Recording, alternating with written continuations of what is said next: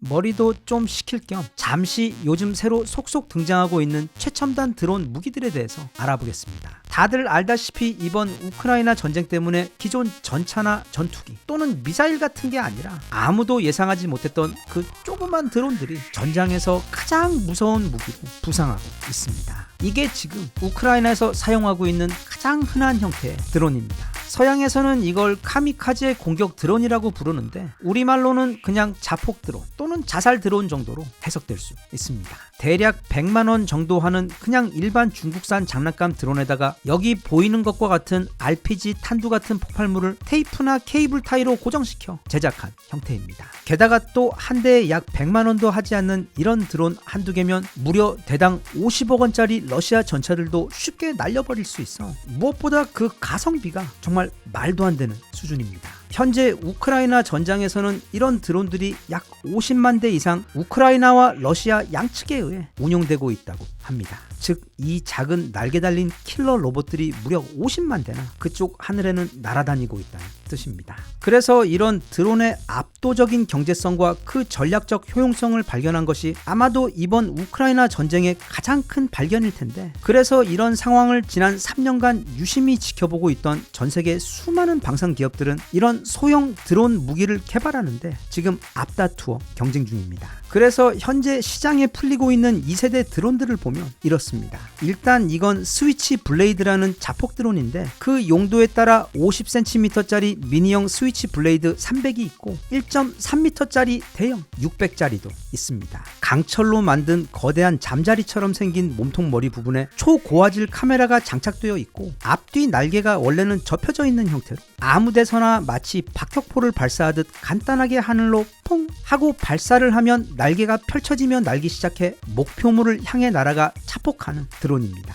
그러니까 옛날 박격포는 그냥 포물선만 그리며 날아갔고 미사일 역시 직선을 이루며 날아갔을 뿐인데 이제는 이 소형 미사일들이 날개와 두뇌가 생겨 목표를 직접 찾아가 정확히 타격하는 세상이 온 것입니다. 참고로 이 드론은 우크라이나 전쟁으로 인해 자폭 드론의 효용성이 크게 유명해지기 한참 전인 무려 2010년부터 미국에 의해 조용히 사용되기 시작해 특히 아프가니스탄 전투에서 조용히 활약했던 무기로 요즘 등장하는 드론 무기들의 할아버지쯤 되는 원조 자폭 드론입니다. 하지만 이렇게 좋은 무기를 개발해 놓으면 아주 골치 아프고 기분도 더러운 문제가 한 가지 있는데 바로 중국에서 그걸 바로 베낀다는 점입니다. 남을 베끼는 부끄러운 행위에 그 어떤 제약도 없는 정말 신비로운 재능을 가진 중국은 최근 이 스위치 블레이드와 사실상 똑같이 생긴 드론인 CH901을 공개했습니다. 생긴 것은 물론 그 기능이나 성능도 뭐 그냥 아예 갖다 찍어낸 것처럼 기존의 스위치 블레이드와 사실 거의 똑같고, 하지만 그들은 거기에 더해 중국만의 고유한 전쟁 방식, 바로 실력보다는 대가리수로 압도하려는 전매특허 인해 전술 전략을 도입해 미국처럼 한 번에 한 대씩 퐁 하고 쏘아 올리는 게 아니라 여기 보이는 것처럼 12개짜리 드론 박스를 만들어 쏘아대거나, 이것도 부족하다고 느꼈는지 이렇게 아예 거의 50발을 한꺼번에 쏠 수 있는 트럭도 만들어 운용합니다.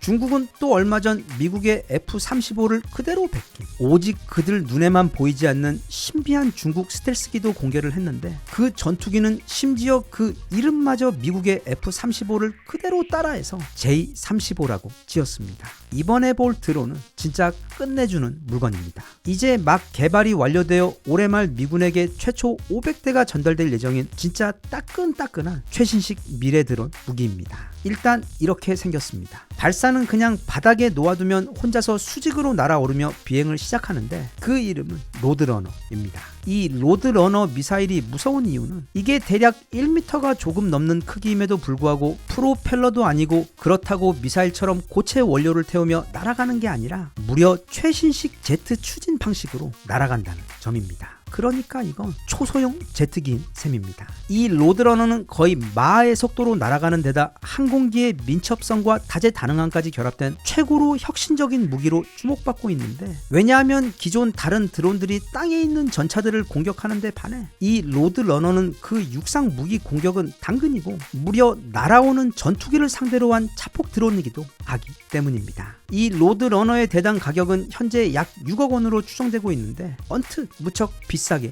느껴집니다. 그런데 최신형 F-15EX가 약 1,100억 원, 우리 KF-21의 조상님인 F-22가 2,000억 원, 또 그 랩터의 보급형인 F-35가 1,300억 원 정도 하는데 잘 운영만 한다면 이 6억 원짜리 로드러너 한 대로 무려 그 전투기 한 대를 격추시킬 수가 있는 것입니다. 게다가 이 로드러너는 최근 일론 머스크가 최초 선보이며 세상을 놀라게 한 그 똑같은 로켓 회수 기술을 사용하여 적을 격추시키지 못했을 경우 그냥 버리는 게 아니라 이렇게 안전하게 다시 기지로 복귀하여 재사용할 수가 있습니다. 이 로드러너를 만든 회사는 바로 엔드릴 인더스트리라는 회사입니다. 지금 미국은 물론 전 세계에서 가장 핫한 최첨단 방산 기업으로 특히 AI와 최신 무기 기술을 결합한 신종 드론들을 쏟아내며 미 국방부의 사랑을 아주 독차지하고 있습니다. 거기서 내놓은 또 다른 드론이자 미군의 헬파이어 미사일을 모두 대체해 버릴 것으로 예상되는 무기가 바로 이겁니다. 엔드릴의 M100 드론입니다. 이거 생긴 건 로켓 미사일처럼 보이는데 드론입니다.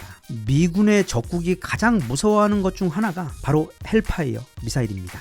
미국 로키드 마틴이 개발한 미사일로 주로 아파치 같은 공격용 헬기에서 쏘는 것으로 단 한 방으로 아무리 두꺼운 장갑을 가진 전차라도 그 뚜껑이 날아가 버릴 정도로 크게 피해를 입히는, 그래서 그 이름도 바로 지옥불인 무서운 미사일입니다. 그런데 이 헬파이어는 무려 1984년 운용이 시작된 무기로 지금 벌써 은퇴하실 시기가 한참 지난 할아버지 무기입니다. 하지만 아직은 그 대체품이 없고 또 이 할아버지가 아직도 전투력이 쌩쌩하기 때문에 여전히 이 분야 현역으로 활동하고 계십니다. 그런데 이 헬파이어는 사거리가 최대 11km입니다. 하지만 얼마 전까지만 해도 컴퓨터에 64기가짜리 하드 드라이브를 가지고 있으면 사람들이 아니 도대체 그 많은 저장 공간을 다 어디에 쓰려고 하냐고 놀랬던 것만큼 이것도 바로 얼마 전까지만 해도 굉장히 긴 사거리로 평가되어 헬파이어가 가진 최대 강점 중 하나였습니다. 그런데 이 신형 M100 드론의 경우 그 헬파이어보다 사거리가 무려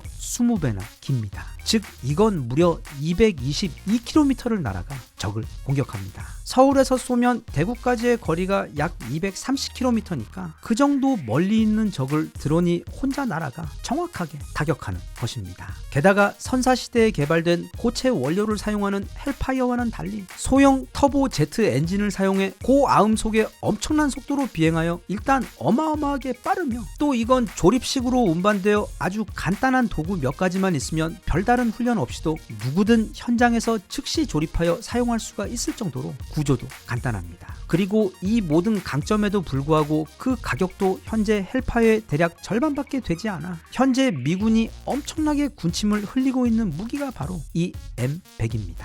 다음 드론은 엔드릴이라는 회사를 유명하게 만들어준 장본인이자 아마 미래에는 전세계 군대에서 거의 다 사용하게 될 다목적 드론이 바로 이거 고스트입니다. 이건 혼자 알아서 움직이는 완전 인공지능 자율 드론입니다. 이 고스트는 최초 큰 임무 목표만 지정해주면 이후부터는 사람의 수동 조작 없이 스스로 결정을 내리며 경로 계획부터 목표 식별 외 촬영과 데이터 분석 등 모든 임무를 그냥 혼자서 수행합니다. 그리고 당연히 이 고스트는 혼자도 작전할 수 있지만 한 대당 작전 반경이 최대 20km이기 때문에 수십 대를 적진 위에 띄워놓고 작전하면 마치 우리 스타크래프트 할 때 블랙십 월 치트키 썼을 때처럼 적 지역을 그냥 손바닥 위에 올려놓고 보는 듯 훤히 다 꿰뚫어 볼 수 있게 됩니다. 또한 AES-256 암호화 기술로 해킹도 불가능한 데다 이런 정찰 임무 외에도 전차전의 경우 공격 임무를 받아 적의 레이더를 교란하는 능력까지 가지고 있고 공격형으로 옵션을 개조할 경우 여기다가 소형 미사일을 장착해서 적을 정밀하게 타격할 수 있는, 사실 이런 걸 적이 운영하고 있다고 생각하면 벌써부터 머리가 엄청 아파오고 당장 집에 가고 싶을 정도로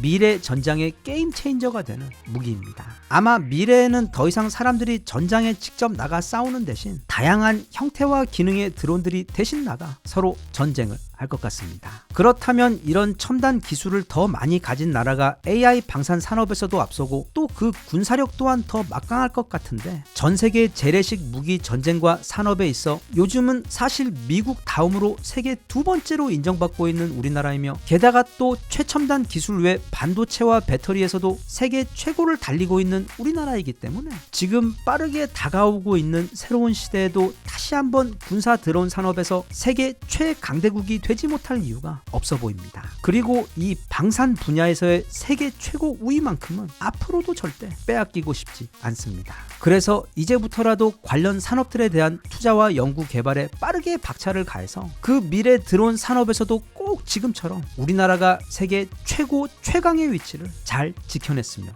좋겠습니다.